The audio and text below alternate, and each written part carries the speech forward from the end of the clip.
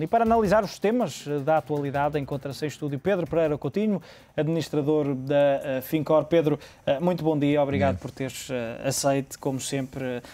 este convite para estar no Mercado Global às segundas-feiras. Começamos pela questão que mais uma vez marca a atualidade. Não quero mais falar da questão grega, porque vamos tendo algumas surpresas à medida que os dias vão passando. Hoje é o Ministro das Finanças que garantiu este fim de semana, o Ministro das Finanças grego, importa dizê-lo, garantiu que já havia acordo, a próxima tranche, a sexta tranche, já estava garantida e agora hoje, esta manhã, as autoridades europeias vêm dizer atenção porque as discussões,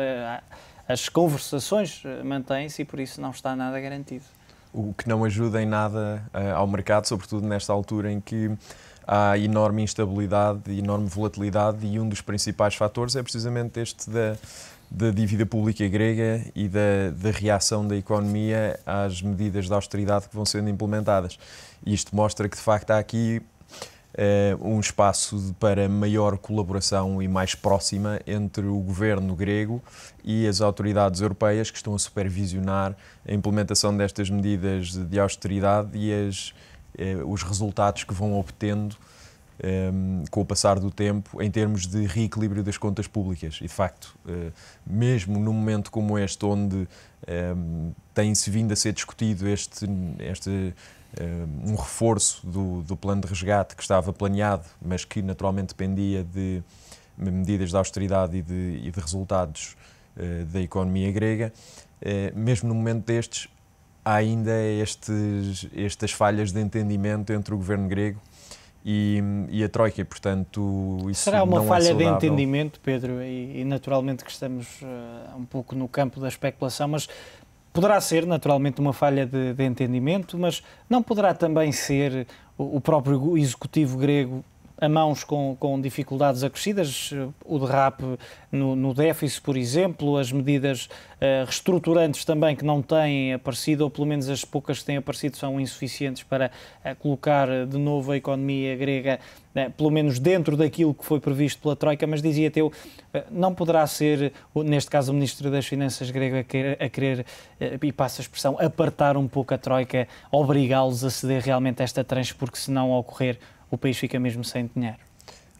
Enfim, se é isso, então esta é a pior forma de todas, porque o pior que pode acontecer é transmitir para o mercado uma falta de entendimento entre o governo grego e a Troika. E, portanto, se a intenção é pressionar a Troika para libertar os fundos que estavam planeados no plano de resgate, então deve fazê-lo sempre dentro enfim, na presença da Troika ou fora do mercado ou da percepção do mercado de que ainda não há entendimento, porque transmitir uma coisa que depois vem a ser desmentida neste momento é a pior situação de todas, tal como é, do ponto de vista da Troika, a manutenção desta situação de incerteza que é mais prejudicial para o mercado. Era preferível ou uma reestruturação, enfim, naturalmente planeada e organizada, mas uma reestruturação mais rápida, ou então um plano que tire definitivamente a preocupação de uma futura reestruturação na Grécia. Portanto, um plano de resgate que não deixe dúvidas que, aconteça o que acontecer, a dívida pública grega está garantida. Como é que se resgata um país como a Grécia, que mais uma vez volta, e quando digo como é que se resgata, não apenas em termos práticos, que medidas serão, mas também em termos simbólicos, porque há aqui um papel importante não apenas a nível político, um país que volta a falhar as metas, que volta a rever em alta o déficit para este ano e para o próximo, e no caso do próximo ano a diferença é de 0,3%, mas para este ano a previsão era de 7,6%, salvo erro, 7,6%, e passa para 8,5%. Que argumentos é que um país como este poderá ter perante uma Troika, perante os parceiros europeus, para ser auxiliado? Enfim, o desentendimento vem do facto de o governo grego dizer que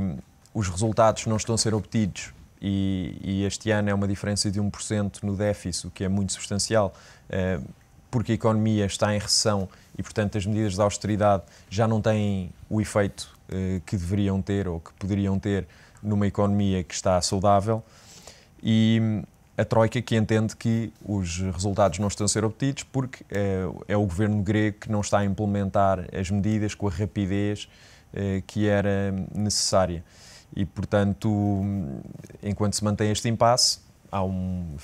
toda a Europa sofre e todas as economias mundiais já estão... Aliás, vê-se esta análise que divulguei há momentos da Fitch, já reviu em baixa o crescimento para a economia mundial até 2013 acaba. É também uma consequência de toda esta crise, que não atinge naturalmente apenas a Grécia. Mas eu queria colocar-te outra questão. Já se sabe que há muitas divergências ao nível das medidas, ao nível de cada país. Naturalmente, cada país é um caso e basta olhar, por exemplo, para a Irlanda, que foi auxiliada e está aqui a passar por uma crise bem diferente, aquela que podíamos falar quase em dois polos opostos entre Irlanda e Grécia, e Portugal estará aqui num meio um pouco mais próximo, se calhar, da situação grega do que da irlandesa. Mas será que vai... E a pergunta acaba por ser um pouco irónica, porque têm sido sucessivos os encontros, as reuniões e poucas as decisões. Pode haver fumo branco deste encontro de hoje do Eurogrupo? Bom, era desejável que sim, o mais rapidamente possível. E, de facto, a situação irlandesa é muito diferente, e eu diria que o plano de resgate da Troika, desenhado para a Grécia, se aplica à situação irlandesa, que tem um problema é uma crise financeira e que, portanto, com um plano de ajuda financeiro e com algumas medidas de austeridade que ajudem a passar por este curto período de tempo onde há um problema de liquidez, a economia pode rapidamente voltar a taxas de crescimento saudáveis e relançar e repagar o resgate que lhe foi concedido. Na situação grega e na situação da economia portuguesa, o mesmo já não se aplica, porque as economias estão, de facto, com problemas graves. O problema é que a austeridade acaba por provocar uma recessão económica. Eu penso que nestas duas economias não é possível fazer as duas coisas simultaneamente, e a prova disso é a economia grega. Não é possível reequilibrar as contas e ter um plano de resgate que depende do reequilíbrio das contas para ser libertado. Portanto,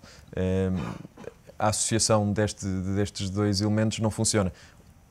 Ou há um plano de resgate e a implementação de medidas e de reformas estruturais, mas que permitam, com o tempo suficiente, que permita a reestruturação da economia e, num período de 5 a 10 anos, retomar o crescimento económico. Ou então, se ao mesmo tempo se tenta extrair mais liquidez da economia para que o resgate seja completo, então, como é o caso da Grécia, não funciona porque a economia já não tem mais nada para dar. A economia, de facto, é um dos problemas, é que o crescimento económico desapareceu, está em recessão a Grécia, e quanto mais medidas vão sendo implementadas para colmatar o déficit, e mais agrava o problema. Portanto, é um ciclo vicioso. David Cameron veio hoje esclarecer os mercados, e não apenas os mercados, também os seus parceiros da zona euro, que não pretende naturalmente sair da zona euro, o grande objetivo é controlar e solucionar esta crise, mas nesta altura, e para um país que pertence à moeda única, mas não utiliza a moeda única, continua com a libra esterlina, compensa mais manter-se dentro deste grupo que está a passar por algumas dificuldades, ou seria mais rentável colocar-se um pouco à parte e sair definitivamente da zona euro, porque pode dizer-se que está mais ou menos parcialmente na zona euro, não está de corpo e alma? Enfim, a decisão da Inglaterra acabou por se provar a decisão certa, que é concorda com o projeto, mas no formato em que foi inicialmente implementado não funcionava, que era uma política monetária única e descentralizado a política fiscal e todas as restantes políticas governamentais, e, portanto, isso poderia funcionar se de facto fossem cumpridos aqueles critérios em termos de endividamento e de déficit que tinham sido estabelecidos inicialmente, mas sem estas políticas serem unificadas na União Europeia, sendo apenas a política monetária unificada, era previsível, enfim, difícil, naturalmente, uma decisão muito difícil. De resto, a Inglaterra hesitou várias vezes se juntar ou não, mas acabou por, neste momento, provar-se que tomou a decisão certa e manteve a independência em termos, ou a soberania em termos de política monetária, com vista a, eventualmente, depois de estarem criadas as condições necessárias, se juntar à União Europeia mais tarde. E portanto, não manteve essa opção em aberto e penso que foi uma decisão certa. Partindo para estes vários cenários que o Económico traçou ao nível do financiamento, desde das eurobonds, obrigações seguras, garantias do Banco Central Europeu e até as obrigações Brady, parece que são cenários, pelo menos, prováveis, ou é provável que a Comissão, a própria zona euro, adote uma destas medidas? Eu penso sim que é o caminho a seguir, mantendo a política monetária unificada, é que as restantes políticas se juntem e se vão unificando também. E, portanto, a emissão de dívida conjunta da zona euro, portanto, a dívida deixa de estar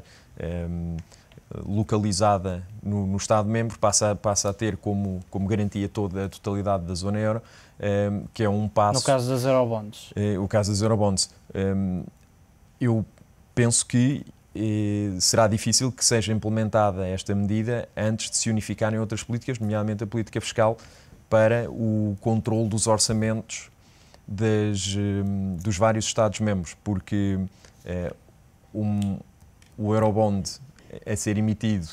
pela Grécia ou para cobrir dívida pública ou o déficit da economia grega. A título individual já se percebeu que os países, pelo menos estes que estão, os periféricos da zona euro, vai ser muito difícil voltarem ao mercado com juros minimamente aceitáveis. É muito difícil, mas se estas economias tiverem acesso a um instrumento de dívida que está colateralizado por toda, ou que é garantido por toda a zona euro, então a tendência será de um crescimento muito rápido do endividamento destes países. E por isso é que eu dizia, sem uma política fiscal comum, será muito difícil ou terá que ser, enfim, muito complexa a emissão destes eurobonds, como é que é emitida, com que critérios e como é que é distribuído o resultado destas emissões de dívida da zona euro. Pedro, já voltamos a analisar outras questões.